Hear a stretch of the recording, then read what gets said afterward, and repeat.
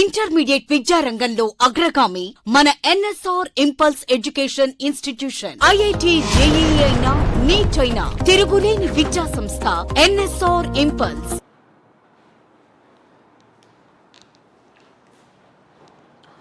Hello students, now let us continue with the five kingdom system of classification. A five kingdom system of classification introduced by the scientist R.H. Whittaker. Very important. Now this is what we have to continue our discussion here. Who is the scientist who has given this? It was given by R.H. Whittaker.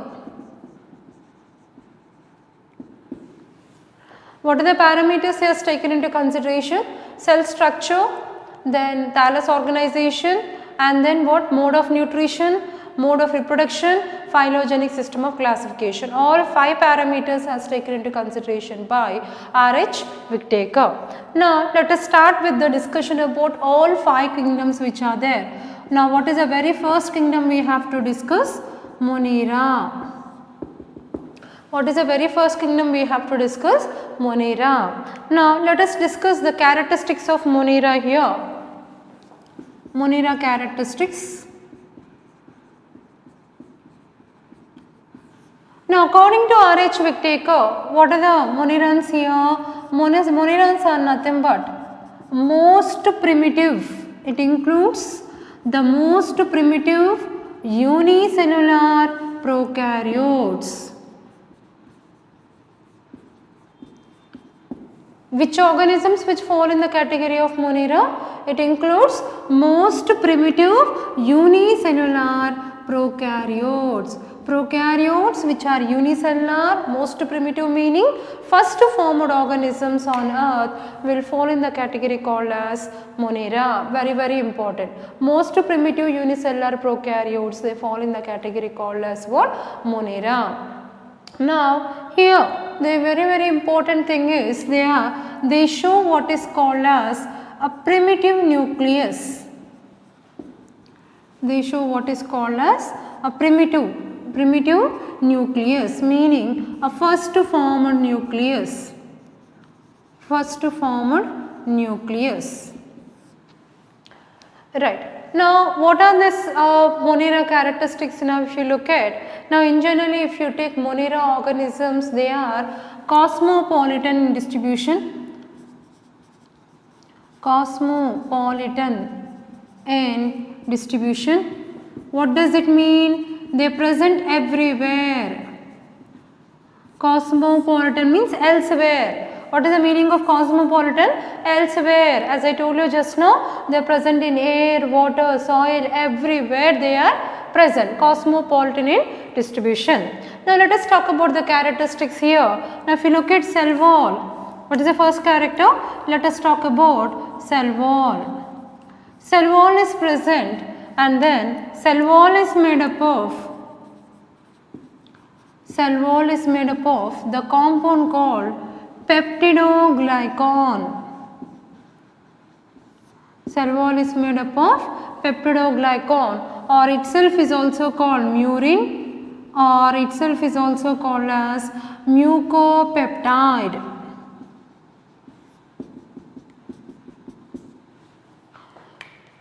Cell wall is made up of with the component peptidoglycan, or itself is also called murin, itself is also called as what?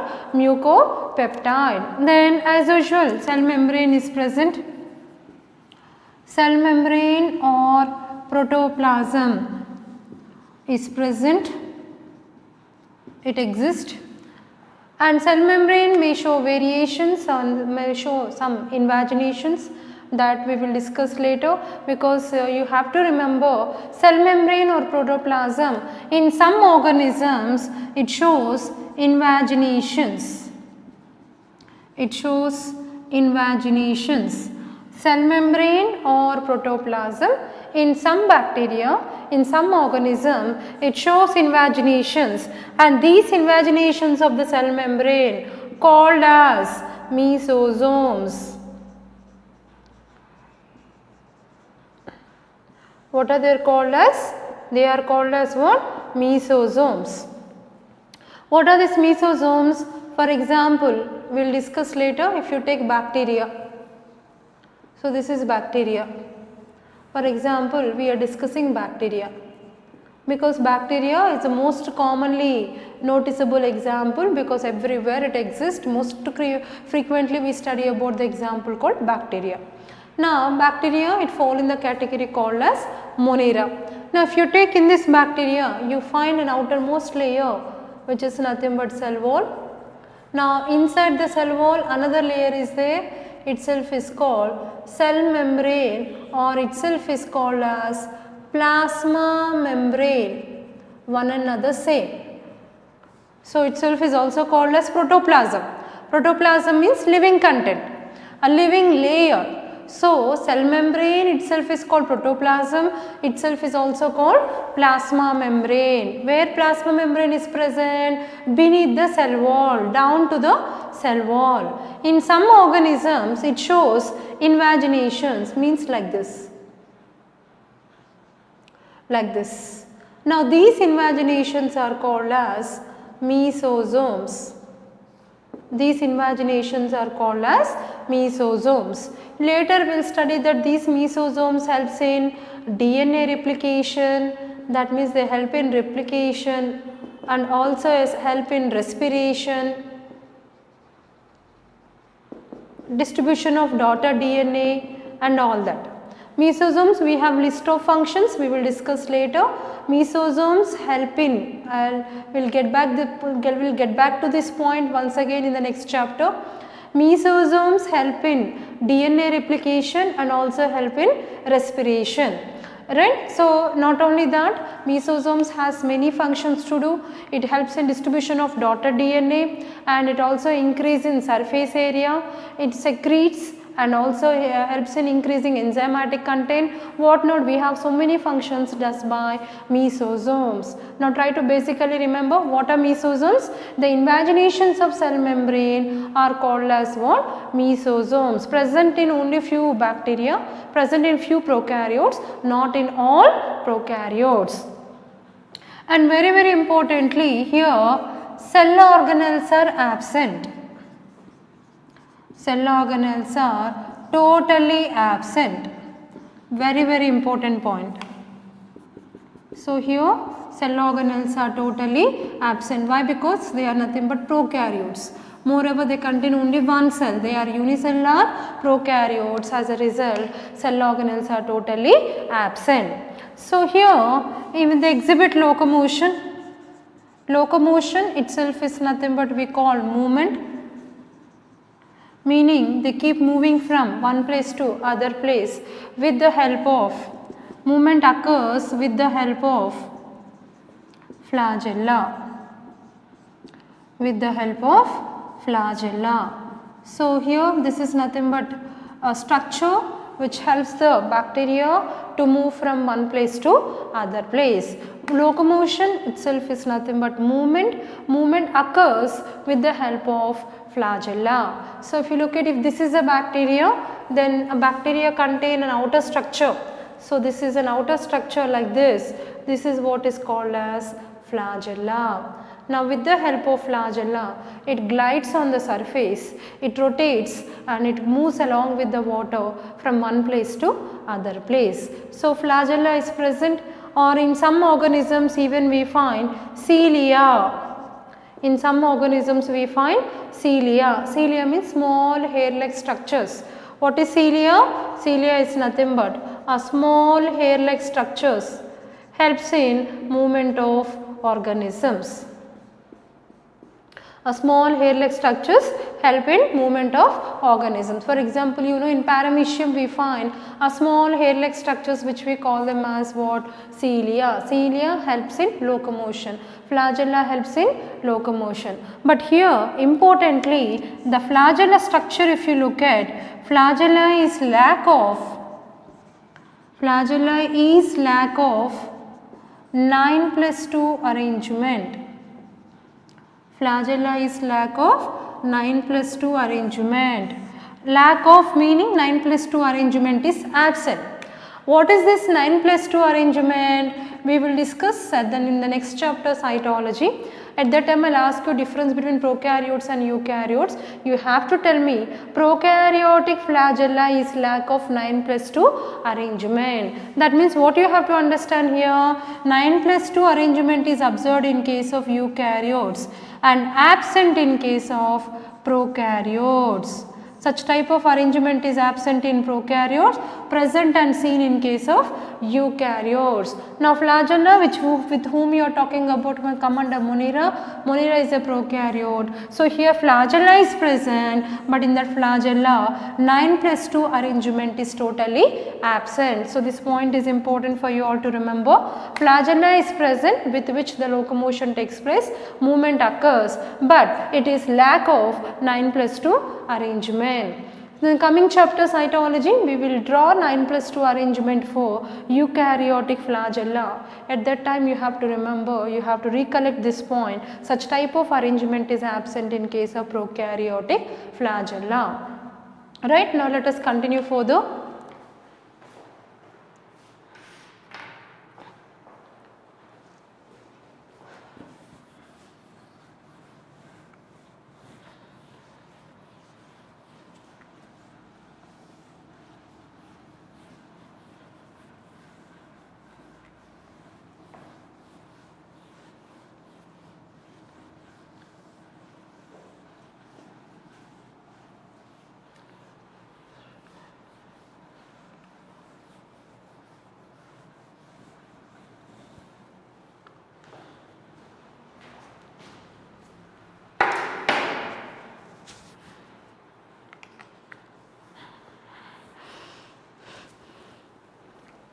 So in case of Monera characteristics, we were discussing about Monera characteristics. The very first kingdom in 5 kingdom system of classification. Now what else here? The nucleus, if you look at here in Monera, nucleus is called as, nucleus is referred as nucleoid, or itself is also called as xenophore. The nucleus in case of Monera, it's called as what? Nucleoid, or itself is called as xenophore. Both terminologies you have to remember, both terminologies are applicable for prokaryotes. Both terminologies are applicable and seen in case of prokaryotic moneras. Why do we call nucleus of moneras a nucleoid? Because here if you take nucleus, here naked, it contains a double stranded circular DNA. It contains naked double stranded circular DNA. What is this DS? DS refers to double stranded circular DNA. Very, very important. Now this naked means, what is the meaning of naked? Naked meaning that no nuclear membrane. No nuclear membrane. Meaning it is not enclosed by any nuclear membrane, or nuclear membrane is absent, or we can say double membrane nucleus. Double membrane bound nucleus is absent. Why we are writing double membrane bound nucleus is absent? Double membrane bound nucleus is present in eukaryotes, but absent double membrane bound means two membranes. Two membranes are bound surrounding to the nucleus. Generally that is a characteristic of eukaryote, but that double membrane surrounding nucleus is absent in case of prokaryotes. That means here in case of moneras, if you take no well defined nucleus, what we will write here? No well defined nucleus, or you can write a well defined nucleus is totally absent. Well defined nucleus means completely developed nucleus, completely produced nucleus. A completely organized nucleus is totally absent. Then why there is no well defined nucleus? Because the nucleus what is found here, it is said to be a primitive nucleus. Primitive nucleus meaning what? The first formed nucleus. It is not completely distinguished, it is not completely produced. Here it is not enclosed by nuclear membrane, there is no nuclear membrane, meaning nuclear membrane is totally absent. Nucleus is not surrounded by nuclear membrane, that is why it is said to be naked. That is why scientifically it is called as nucleoid. Nucleoid means no nuclear membrane and not associated with histone proteins. That means here histone proteins are absent. Histone proteins are absent. As histone proteins are absent here, that is why it is also called as xenophore. The nucleus of Monniras, it is called nucleoid. It is called nucleoid because here there is no nuclear membrane. That is why it is said to be naked. Right, and double stranded circular DNA. Circular DNA because it is not packed, it is not completely packed. Why? Because here histone proteins are totally absent. As there is no nuclear membrane, it is called nucleoid. Itself is also called xenophore. Why? Because here histone proteins are totally absent. What for this histone proteins? Generally if you look at, I will write here. Histone proteins helps in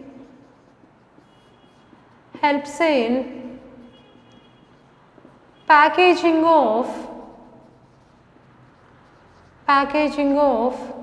DNA.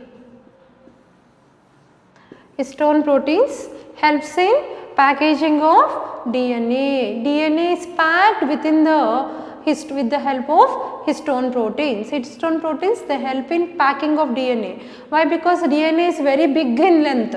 It is folded and refolded, packed at one place with the help of histone proteins. Now what we said here, histone proteins are totally absent.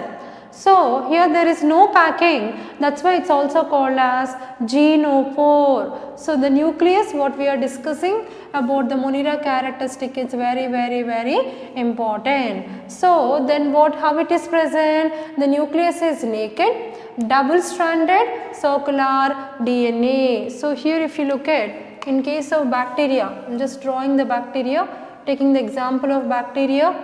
So this is bacteria. Now here what you find here, this is DNA. This is DNA. DNA is nothing but what? Genetic material. What you find here? Genetic material.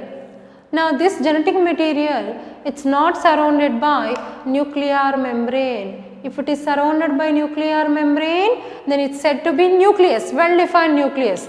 But what we said here, we said that here there is no nuclear membrane is totally absent. That is why it is called nucleoid, naked. Then how it is present? Double stranded circular DNA. It is circular in nature and moreover it is double stranded. So two strands of DNA helically coiled one above the other and they are circular. That is why is here packaging is not done properly because no histone proteins. Histone proteins are absent. That is why it is called xenophore. Also called nucleoid because there is no nuclear membrane, or we say double membrane bound nucleus is totally absent. So here in case of Monera, no well defined nucleus, or what you find is nothing but primitive nucleus. Well defined nucleus is totally absent. Then what you find means primitive nucleus, that is first formed nucleus itself is called as a nucleoid or itself is called as xenophore. I repeat again, why it is called nucleoid? Because no nuclear membrane, it is naked. That's why it's called nucleoid. Then why it is called genophore? Because histone proteins are totally absent. As histone proteins are absent, itself is also called as xenophore. Then what you find inside of that? A double stranded circular DNA. This is nothing but nucleus. Right? Now apart from this, if you look at, along with this, some extra chromosomal DNA is present. It's called plasmid. Especially in case of bacteria, even we find what is called as plasmid. What do we find? We find what is called as plasmid. So in the nucleus itself, so we are discussing about the genetic material. Genetic material is naked. Now here we say naked and double stranded circular DNA, and along with the genetic material, so it's called what? Nucleoid or genophore. Along with the nucleoid and genophore, we also find what is called as plasmid. So along with the this is nucleoid. This is called nucleoid or xenophore. Along with this genetic material, you also find what? Plasmid. Then what is this plasmid? Let us talk about plasmid. What is this plasmid? I am writing about plasmid here. This is referred as extra chromosomal circular DNA. What is it called? Extra chromosomal circular DNA. Itself is called as what? Plasmid. Why do you refer extra chromosomal? Actually we have chromosome here in the nucleus. In the nucleoid we have chromosome, that itself constitutes genetic material. But apart from that, we have something extra. What is that extra? Some extra chromosome is present in circular manner. This extra circular chromosome, what you find apart from nucleoid, itself is called as plasmid. So what is a plasmid? Plasmid is referred as extra chromosomal circular DNA. Now here the plasmid conifers antibiotic resistance. The plasmid confers antibiotic resistance. That means most commonly if you take example as bacteria. Guys, you know bacteria is responsible, it causes many infections especially. For example, throat infection, cold, cough, body pains and all that, right? Suppose if you take throat infection, if you go and consult to the doctor, mostly they will give the medicine antibiotic called azithromycin, or they give you erythromycin. What is that antibiotic? Which kill the bacteria. But what bacteria will do? Bacteria is more intelligent. Right, to kill the bacteria who is causing infection, we are giving antibiotic to kill the bacteria. What bacteria will do? Bacteria has a separate component called plasmid. Plasmid has wonderful ability, it has ability to show resistance to antibiotic.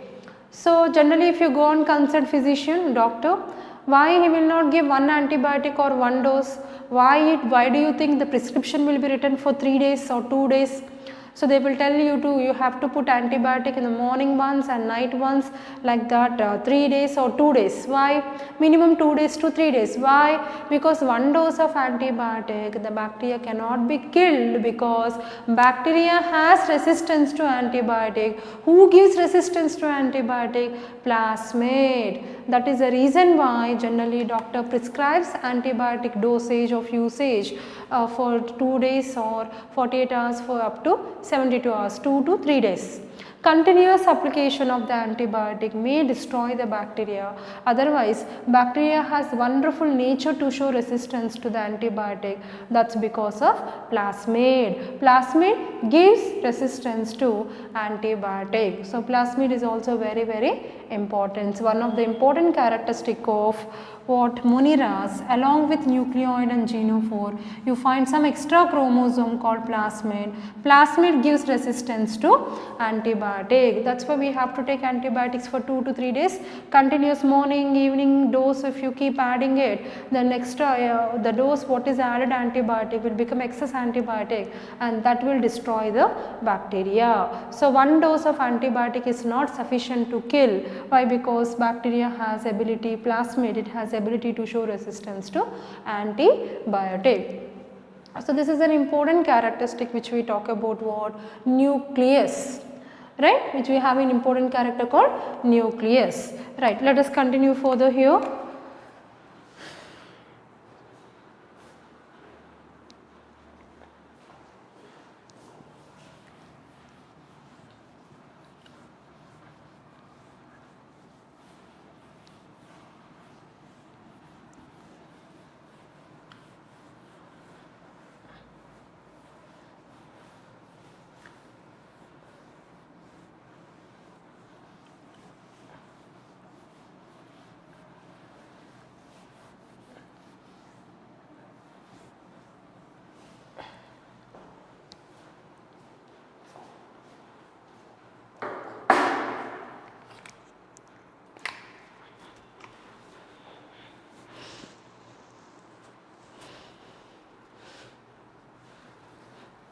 Now generally we say here, as bacteria grow everywhere in the environment, based upon here they show variations in size and shape. They show variations in size and shape. Okay, size means generally if you look at, they are like approximately 0.252 5 micrometers in size. They vary in their size, 0.0, even very smaller ones are also there, 0.0012 01 micrometers are also there, very small bacteria will be there. And coming to the shape, so here shape if you take, some bacteria are what you call round shape. So a round shaped bacteria are generally called cocci or coccus, cocci, or we say coccus. This we will discuss in detail again when we start about one of the category of Monera called eubacteria, right. Different shape, they show variations in size and shape, and some bacteria they are rod shaped. So here the bacteria shape will be like this, round. There are some bacteria which are rod shaped. So rod shaped bacteria are called as bacilli or called as bacillus. So the shape will be like this, rod shaped. Plural and singular, right. Cocci is singular, only one cocci when it is there, it is called cocci. If there are many cocci are there, coccus, singular and plural. If there is only one rod shaped bacteria, it is called bacilli. If there are many means bacillus. So round shaped bacteria are called cocci, rod shaped bacteria is called bacilli. Then even we have comma shaped bacteria called as vibrio, or we call vibrium. Then helical shaped bacteria or spiral shaped bacteria called as spirilla or spirillum. So these are the bacteria which are of different shapes. Again we will discuss, they are further divided into subcategories. So here if you look at comma shaped bacteria, if you take, it looks exactly like a comma shaped. So this is flagella. Comma shaped bacteria are called vibrio, singular, vibrium, plural. Helical or spiral shaped bacteria, it looks like a spiral shape, it's called spirilla or spirillum. So bacteria shows variations in size and shape. They vary from 0.01 to up to 5 micrometers, 2 to 5 micrometers or 3 to 5 micrometers. Then coming to the shape, round shaped bacteria are called cocci or coccus, rod shaped bacteria are called bacilli or bacillus, comma shaped bacteria are called vibrio or vibrium, helical or spiral shaped bacteria is called spirilla or spirillum. Now if you look at the next character, generally cell organelles are absent. Generally cell organelles are absent. Cell organelles means whatever we think about endoplasmic reticulum, Golgi complex, mitochondria, chloroplast, all are present in eukaryotes. But in prokaryotes cell organelles are absent except, but importantly, but 70S ribosomes are present. 70S ribosomes are present. Only 70S ribosomes are present, rest all are absent. So what are the 70S ribosomes? Now study, this is nothing but bacteria as we have discussed. Example we are taking back. So here nucleoid is present, plasmid is present, along with that small ribosomes are present. The type of ribosomes are called 70S ribosomes. All cell organelles are absent, but exceptionally 70S ribosomes are present. Very very important point for all of us to remember. Next one about nutrition. About nutrition. Some of the bacteria are autotrophic in nature, meaning they prepare their own food material. Some of them are heterotrophic in nature, meaning they feed upon other organisms. So autotrophic are also called as producers. There are some bacteria which act as producers. There are some bacteria which act as consumers, means which depend upon other organisms for the intake of food. And some bacteria, they exist as parasites, meaning they take shelter from other organism, they exist as parasites. And some bacteria may exist in the form of symbionts. They exist in the form of symbionts, where like in root modifications we studied, no, rhizobium bacteria. You know, they show symbiotic association with the root nodules of legume plants. Rhizobium gives nitrogen to the plant. In return, plant will give water and minerals and shelter for rhizobium. Both are mutually beneficial and they show what is called symbiotic association. Some bacteria, some moniras are autotrophic. They prepare their own food called producers. Some are heterotrophic and they act as consumers. Some exist as parasites. Some are symbionts and some are pathogens. They cause diseases, they cause infections. The organisms which cause infections, the organisms which cause diseases are called as pathogens. Now, let us see the mode of reproduction. Right. The reproduction may be by fission. Mostly they undergo what is called binary fission. So, let us write completely. That means here it shows both asexual reproduction and reproduction. It shows asexual reproduction. Here sexual reproduction is there,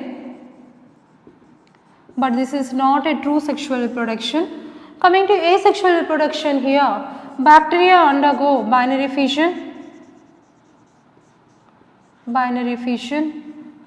that is fission, then fragmentation, fission and fragmentation, even formation of endospore formation. So here bacteria or moniras generally they exhibit asexual reproduction and they nothing but binary fission they undergo, where they divide, one organism divides and forms two organisms, or maybe by fragmentation, and even they undergo what is called endospore formation.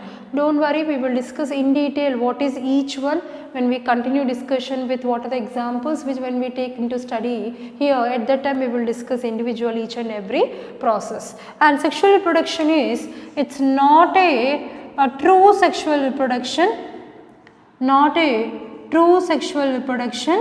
but here there is exchange of genetic material takes place. Sexual reproduction is there, generally bacteria will undergo sexual reproduction, but not a true sexual reproduction. Why do you say here not a true sexual reproduction? It is not a true sexual reproduction. Then what it is? Here there is a exchange of genetic material between two bacteria. Exchange of genetic material occurs between two bacteria. So, it is considered as not a true sexual reproduction. Sexual reproduction it happens, but it is not true sexual reproduction. Simply exchange of genetic material takes place between two organisms by three processes. By exchange of genetic material occurs by maybe by transformation, or maybe by conjugation. In some bacteria, it occurs by transduction. Okay. So, here sexual reproduction is there, but not a true sexual reproduction. This is very, very important for all of you to remember. Here exchange of genetic material occurs by three methods, in different bacteria. In some bacteria, we find there is exchange of genetic material by transformation. In some bacteria, exchange of genetic material occurs by conjugation. In some bacteria, exchange of genetic material occurs by transduction. So, there are three methods. Don't worry guys, we will discuss all these three methods. Like in coming classes, we will discuss what is transformation, what is conjugation, and what is transduction. We will discuss in detail about what is that, how method of exchange of genetic material occurs between two bacteria. In different bacteria, you find different methods of exchange of genetic material takes place. That itself is called sexual reproduction. But remember, very, very, very importantly, it's not a true sexual reproduction. Okay, that is by mode of reproduction, right? And it completes its life cycle. It completes its life cycle by binary fission most commonly. Life cycle, if you look at bacteria or most of the moneras, they continue their life cycle simply by undergoing the process called as multiplication. Multiplication, here it happens by the process called as binary fission.